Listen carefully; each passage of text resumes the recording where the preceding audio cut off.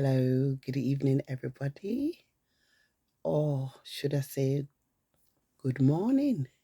Today is the 30th of January 2022, and it's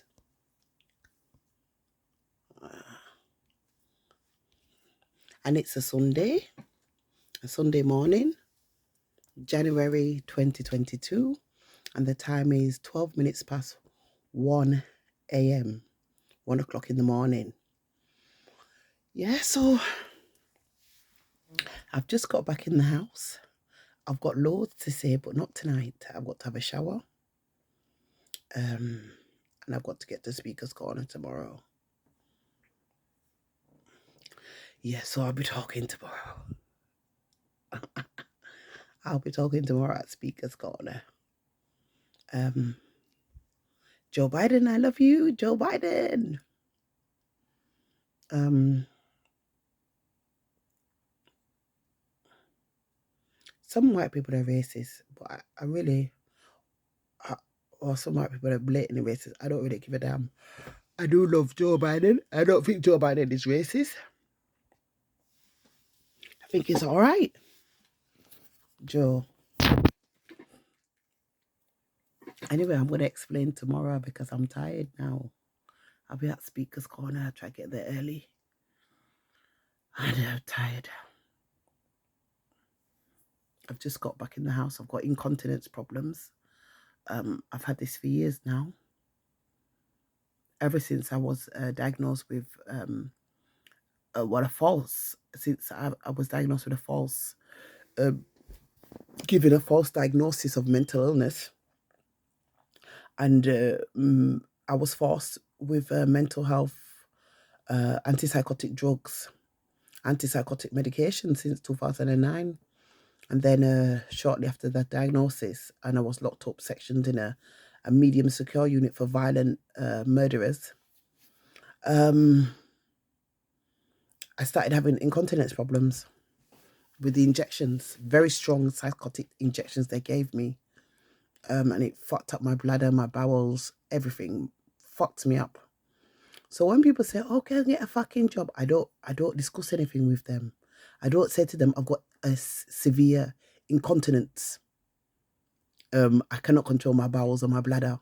I don't tell them that in the street, So when I get a lot of abuse in the street or people saying, "Go and get a fucking job," I don't tell them I suffer from severe incontinence, that I completely lack control of my bowels and my bladder ever since the fucking system, the British system, falsely diagnosed me with mental illness and forced antipsychotic medication on me, very, very strong antipsychotic injections in my arse every 2 weeks since 2009 up until 2021. So it completely fucked up, excuse my language, fucked up my bowels and my bladder. I never had incontinence problem before then. Never, not even once. And ever since the strong injections, I've had a lot of problems, and severe incontinence is one of them. I lack complete control of my bowels and my bladder. But I can't brawl that out in the street when people say, "Go and get a fucking job. Why are you not fucking working? You look quite capable of working to me. You look like you can fucking get a job to me." But they don't know, you see, because some people you look at and you think, "Oh, why are they on fucking disability living allowance and PIP and ESA and all this?" You think to yourself, why is she claiming disability and all that? They don't know, because they always judge from the outside. Some medical problems are not overtly obvious. You see what I'm saying? Some people suffer from all kind of problems that are covered up that you can't see. So yeah, there's a lot of problems. I mean, I suffered immensely from the effects of antipsychotic drugs. I mean, it had the most detrimental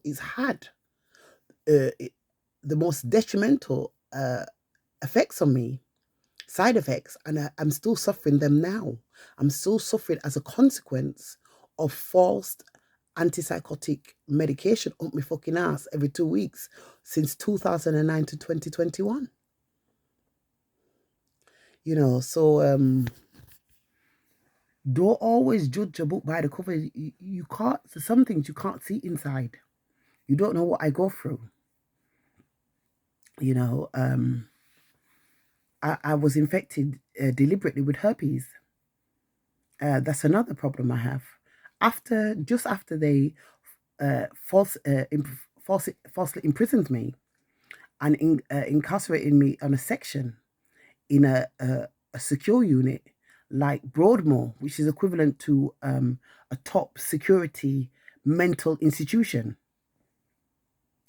There's only murderers, violent, extreme, psychotic, mass murderers and stuff like that, and baby killers in there. That's where they put me. And shortly after I came out of there, they set me up with somebody who infected me with a serious, incurable, sexually transmitted disease. So when you look at me on the outside, you can't see it, but I suffer it. You see, I suffer the consequences and the effects of that. I can't really brawl out in the street when people stop me and say, "Go get a fucking job. Go and get a fucking job. You look quite capable of working to me." I don't explain my business to them. I just leave them to run up them blood clot, dirty, stinking, nasty, bad breath. And I don't say nothing. Because all you need to do is go on the internet and type in the symptoms and the effects of herpes. And or just type in what is herpes, what is the problems, what is it curable. Just type it in the internet and you will hear all about the symptoms yourself. And when you read the symptoms, you try visualize yourself living with those symptoms. So when people shout, "Go and get a fucking job," read all about herpes. Herpes is incurable. There's no cure. There's nothing that they can do. You just have to suffer with it for the rest of your life till you die. So I've got a whole heap of problems, my dear. So it's not so easy for me to, you know, as they think. But like I said, I'll be at Speaker's Corner tomorrow. So I'll be discussing about all these, you know, this plague, this attack, this hate campaign against me. I'll be because I've been censored too much, so I'm going to Speaker's Corner and I'm fed up now. I've shown a lot of grace and it's time to talk. And Joe Biden, I genuinely love you. I think you're a good person. You've been through a lot of tragedy. That's why my heart went out to you. I've discovered a bit about your past when you were given the presidency in America just recently. I think it was 1 or 2 years ago. I can't remember exactly. And they said on the news, they did a lot about your background. And they said you've had a lot of tragedy. You've had a lot of heartache, a lot of loss, a lot of heartache, you know, of those closest to you, really close loved ones, like your wife and your children. So that's why my heart went out to you, because, you know, I've experienced a lot of, you know, a lot of heartache, a lot of tragedy, a lot of abuse in my life. So that's why I relate to you, Joe Biden. And I'm genuine. You know, I don't feel no hatred to all white people at all. Just because some white people, you know, I don't know, they're just ignorant really. And they say, "Oh, black people are the colour of shit." Things like that don't bother me. I grew up with that kind of shit in Leeds, in West Yorkshire, you know, and I would often get remarks from people like my mother, my stepmother, who was white, and her friends who are white. So it doesn't bother me. It's like water off a duck's back. And in saying that, I'm going to discuss that tomorrow. That's what I'll be discussing really tomorrow, about what I, you know, the way I see things, and from my perspective. And I know what I want in life, and I want to be the first black female Muslim Supreme High Court judge in America. I will be just perfect, Joe Biden, because I've had a lot of prejudice, even in my own community, in the black community. So I don't have hate at all. I don't have hate to anybody, to be honest with you. That's how I feel right now. I don't have no hate. I'm going to explain everything tomorrow, why I think I should be the perfect candidate for the Supreme Court judge. I'm able to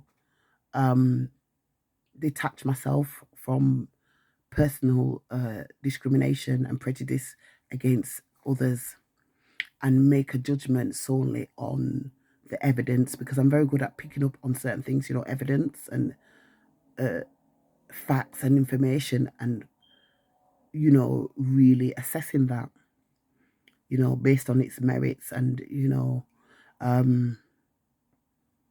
yeah, I'm able to do that. And I think that's my calling. I really think that's my calling, Mr. Joe Biden. Anyway, I'm tired now. Forgive me. I'm really tired. Yeah, there's really some issues that have been long standing, over a long time, in the black community, and in particular, as well as the direct and institutional racism within the system, but there's issues within the black community that have been there for hundreds of years. And if we ignore this and whitewash it or blackwash it and brush it under the carpet, these issues are never going to be dealt with. And they're just going to fester and get worse. And there's really issues we have to look at, and that's what's really motivated me to get up tomorrow, to try and get up tomorrow and get there to Speaker's Corner to really discuss it and let it out. Because for far too long,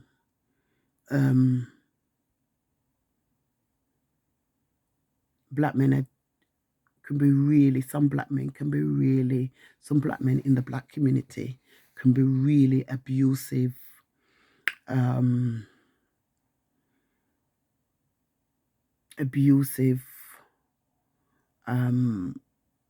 exploiting women, disregarding women, devaluing women, disrespecting women, humiliating women.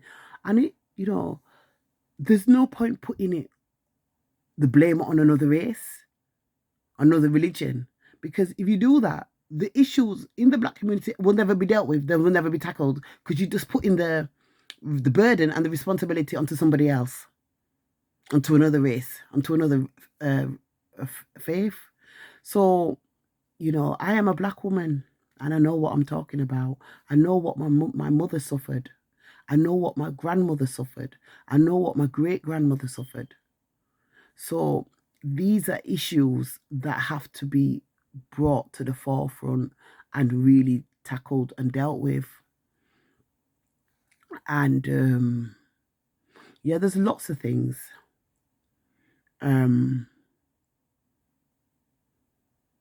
That's quite interesting, really. Yeah, all this about I raped my sister and I've exploited and I'm a pimp and I'm this and I'm a right girl in King's Cross. I'm not interested. Mr. Joe Biden, they can go to hell. Like I said, I'm either number one or I don't want nothing at all. I don't want no part of it. All I want is give me the job in America. Let me come over to America to live with my children, all my children and my grandson, and give me a job as the first black female Muslim Supreme High Court judge. That will do me just fine. Believe me, that will do me just fine. I will do the perfect job. I will do the perfect job. Obviously I need training and preparation for that position, but I will be the most perfect candidate in the whole world. I'm able to assess individual cases based on the evidence, the facts, and the information that is presented in the court. I'm able to see through things, and I'm able to not have any bias. I'm able to deal with things without bias. Yeah, like I said, I don't care if some ignorant white people say black people's skin is like shit. I mean, it doesn't bother me because it's not a reflection of all white people at the end of the day. And there's black people in the black community that feel the same way. There's even black people who feel black women look like shit, or black women are like shit. So Joe Biden, it doesn't bother me, you know. So I'm able to not have any bias in my heart when making judgments on individual cases in court. I'm able to separate myself from any bias or discrimination against any individuals, and I'm able to assess and judge the case based solely on the facts, the evidence, and the information that's produced in court. I've got a lot of experience in life, and they say the best qualifications, the best universities, the University of Life. And like I said, I need a bit of training, preparation, but I really want that position. Mr. Joe Biden, I want to be the first black female Muslim Supreme High Court judge. Thank you.